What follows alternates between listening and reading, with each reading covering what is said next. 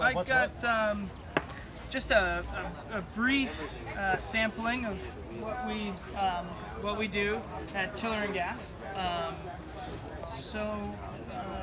Primarily, Tiller and Gaff is just a tool-based business that we make traditional rigging tools. We sell to tall ships, maritime museums, and small boat owners as well. Our kind of goal and hope is really kind of trying to get traditional rigging on board traditional craft. And what better way to do that than to give them the proper tools. So these are just a brief sampling. We make all different sizes. We make custom sizes and custom styles. But these are kind of the basic tools. The big one is what I call a carriage style serving mallet. This is used for serving, so worm parcel serving. It's the traditional way of coating and shrouding your standing rigging. And it's carriage style because it carries a spool? Exactly. It has a carriage. This just a quick little clip and leather. Pull the pin out, and you can either make we make wooden spools that you can load up your own line, or this will also take a standard seine twine roll. So whatever you're using. So basically, this is a serving mallet as well as this, and obviously the difference between this serving mallet and this serving mallet is it has the carriage. So in this case, you're going to be holding a ball of twine as you're going around and around with the mallet. This is a great size for taking aloft with you, getting into awkward places, or doing real short runs. Whereas if you're going to be serving a whole length, it's much better to have the carriage with it. The serving mallet is really good for long runs, but we also have a serving board, which is a different style, and depending on how you learn or who you learn from, you get same objective, different tool. Right, exactly. This is a slotted style of serving tool, so this is easier to drop in and out. So it's really great for starting and stopping. Whereas this one is the mallet. It takes up a little bit more surface area on the work, but because of the way you work it, it's got an overriding turn, so it keeps everything orderly. Whereas in this case, it's only got the one, so you kind of every round turn you gotta give it a quick look and maybe push it back. So those are our serving tools. We also make seizing tools and other things. So seizings are, this is a seizing. You can do the wrapping on the seizing with the slotted style, going around and around, getting these wraps under really high tension. We also have seizing sticks, which are a little bit thinner, narrower, easier to get in the nooks and crannies and really tighten it up. What was this one done with? This was done with a seizing stick. But then the frapping, which are these two, the last ones, that's how you finish it, was done with this tool, which is a heaver. So it's not a hammer, it's a heaver. So you're, with this, so for instance, I'll show you real quick. This here is a cheater. It works in the same way as a needle threader, but instead of needle and thread, you just go in the opposite direction that you want to pull your line, and out it comes. So if this line, just pretend this was around and around, and I wanted to get these really tight, I could yard on it as much as I want, I could bend in a marlin spike, I could do all sorts of stuff, or I could just use the mechanical advantage of the circumference of this drum and the leverage of my arm. And so the way this goes on is you lay this down, it goes around the handle, around the horn, and back up. and all you do is you pull, and it renders as much slack as it renders a full circumference, and so you can get this under really high tension. You hold down the tension, remove the tool, and keep going. Push it down through the other way, flip it over, roll it over. So so those are kind of the tools of the trade. That's a sheath knife one. Yep, and we also do custom knotwork and other knotwork. So people send us their favorite knives or their favorite hat or their favorite tiller or whatever, their bell, and we do The fancy work. the fancy work. Yeah, exactly. We take orders for that. We also do hand sewing, so ditty bags and sea bags, and that's all by hand. And that's kind of a smaller one that we do. I like that size. It's very easy to put the lofting tools in, throw over your shoulder, climb the rig, fiddle around. It's not so big that you overload it with all your tools, and then when you get up there, you're like, where did I put the one little thing? And it's like under 4 Marlins bucks. Yeah. So we do this, and the other half of our business is we have a pinky schooner in San Francisco Bay that we do charter sailing with. We do educational sailing and team building exercises. Where was that built? Say again? Where was that built? It's It was not built. a rig you expect to see on San Francisco. Yeah. So the original Tiger was built in 1830, and she fished until about 1875. She was built in Essex, Mass. She sailed out of Gloucester offshore, and then my Tiger was built in BC on the West Coast, and was launched in 1993. So she's got old soul, but relatively new bones. Yeah, lots of fun though. Do you folks have any questions? No, I'm good listening to him. He's doing great. How do you secure the final wrap? So in serving, yeah. So the way you finish is the same way that you start, and it's just overriding turns. Serving is all about keeping it perfectly uniform, cylindrical, no knots, no way for it to untie. So when you start, I'll use this. When you start your serving, you're just putting one round turn over itself, right? And then once you get the one, you load up your tool, and it goes around and around, and it's the tension and friction on top of the bitter end that keeps it from unraveling. And so now you can see there's no knot, it's just kind of like a whipping. And conversely, you do the same thing to tighten it, or to finish it.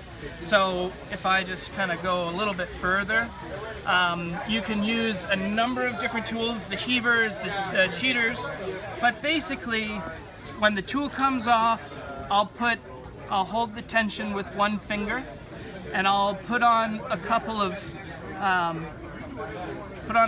lazy turns. 3 is enough. You can do however many you want, and then the bitter end goes right back through. So then you've got all these lazy turns. You can render them through again, so you get back to where you left off, and that one now starts to trap the bitter end, and it goes around, and you can at this point load up your tool with the slotted style, get it in there, and go around and around until those lazy turns have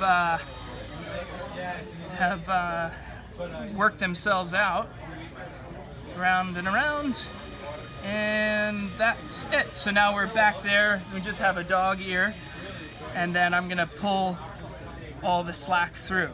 Now of course you're gonna be this is going to be done under tension, so this is going to be really hard to do, and that's why you use the tool that I'm holding, and you can wrench each and every one back, but you basically end up, and then from here you just cut the bitter end, and it goes in. The friction, of course, is what's holding it, just like the start. And yeah, it's not going anywhere. There's no knot to fetch up on anything and untie itself or chafe itself off. It's just there. What about the material? So I use two different materials. When I do serving, I use traditional or natural materials. And I'll use what's considered marlin twine or seaman's twine, and that's a hemp. Depending on where you're getting it from, you can get it pre-tarred or untarred. But I like serving with the the natural fiber because when you go to finish this, I'm going to tar everything. So the natural works better with the natural. Also, there's no stretch in the natural fiber. You get it under tension and you're there. And you can get that really beautiful shrouding, consistent tension much easier. Whereas when you get into the seine twine, the nylon, the synthetics, it's got a lot of stretch to it. And so, depending on the tool, how you set it up, your round turns can go on unevenly, and it'll start to kind of, the wraps will kind of wander a little bit. So that's why I go for that. But I prefer using the seine twine for my Caesars. For the exact opposite reason. It does have the stretch.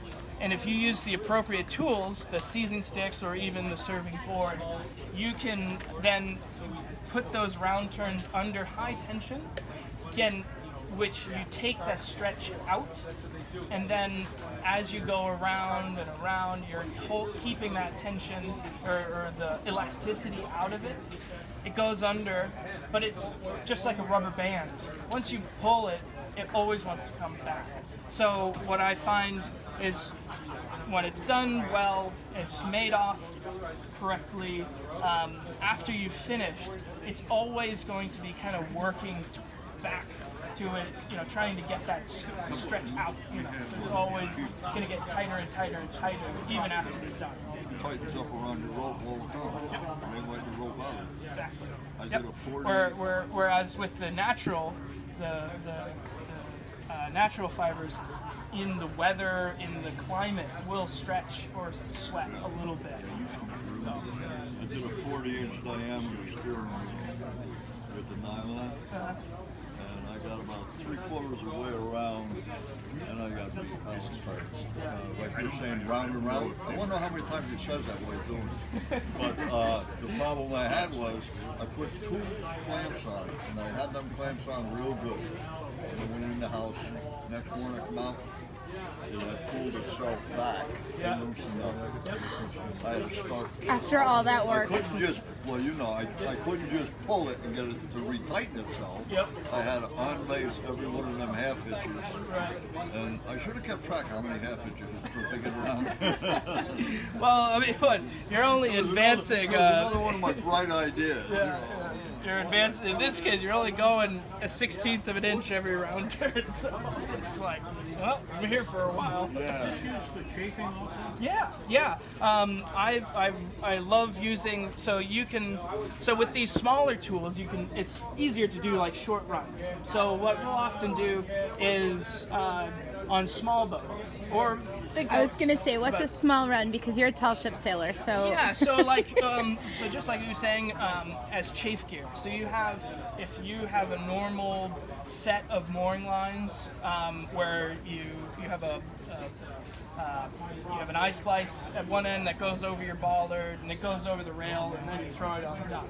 Well, where it goes through the chalk or the fair lead on your boat, you can serve a 12-inch section to go through your chalk, and it'll give that mooring line a little more structural integrity, but also the service will chafe through before your mooring line chafes through, and that works great there. You use the natural fiber. Sure, yeah. I mean, it's totally up to your look, your aesthetic, what you want it for. Obviously, if you're going to use it for chafe gear, you might want to use the synthetic, just because it's going to be a little more skookum. It's going to last a little better, maybe hold up more in the UV. You know, if you're just going to throw it around as a mooring line. But if you like the look and the feel and the aesthetic of the tradition and natural fiber, the other thing that I like to do to small boats is there's in the Bay Area there are small boat classes like folk boats, bird boats, bear boats, and they all are traditional wooden vessels with performance rigs, very thin, very small, stainless steel wires, as big as my pinky. And half the time I'm in the yacht club or after the regatta, someone's cut themselves because they're racing up to the foredeck to fiddle with the spinnaker, and they've grabbed onto the stay and just cut themselves. So for that prevention and safety, you can traditionally worm parcel and serve from the turnbuckle up to like shoulder height or grab height, and that kind of makes it a little thicker, a little softer on the hands, and it also kind of brings that tradition back into the life of the boat instead of just the hull, stuff like that. Luke, you turn these eyes, the wooden eyes. Mm-hmm. Could you, as a fledgling wood turner, I'm wondering what the process is to get that shape. How do you chuck that? Yeah, so, everything's done on the lathe.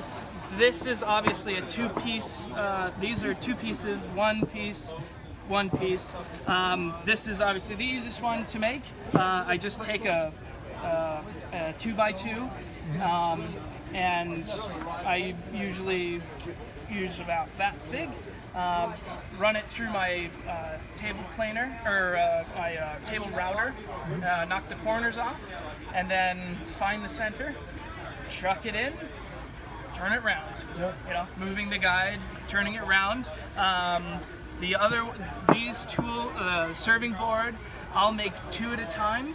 So the square ends, this will be the middle, and then I'll make these two, and that's one way for me to kind of stay consistent with the pattern. Yep. It's because I'm doing one and then I'm doing the other, and I'm just keeping. All I'm doing is I'm doing most of it by eye, but I have a small caliper that I'm just and just keep it consistent. But that dead eye down there, does that go in a bowl chuck? So this, so this I would cut just in the same way that I make these heads. Right. So this was a timber 2x2, right? Mm-hmm. And then I made it all round, and then using my cutting tool, I'll pace off the sections or the widths that I want, because I'll make these in all sorts of different sizes for different size strops, bigger or smaller.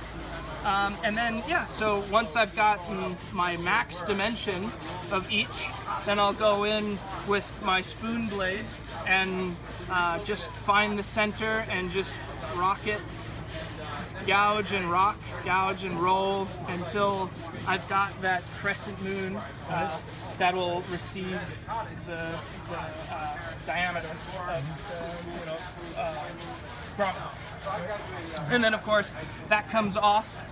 I use a nice sharp Japanese blade and cut them all by hand, then block plane them flat. Once again, find the center, and then Forstner bit perfect. Yep. Then Forstner hand bit finish through, it? and then yep. Thanks. This material. So this is teak. This is walnut. This is Aformosa. That's Babinga. These two handles are Babinga, and that's black walnut as well. Yeah, I have a very conscientious friend who owns a lumber store, and so I've got all sorts of beautiful hardwoods coming in and out, but it's small, small dosage. So I'm always using different stuff, but I'm just glad that it was conscientiously harvested and brought in. So yeah, so it's kind of fun always getting to play with different types of hardwoods and which ones I like better. Thank you. Yeah, thank you. Thanks, Luke. Yep.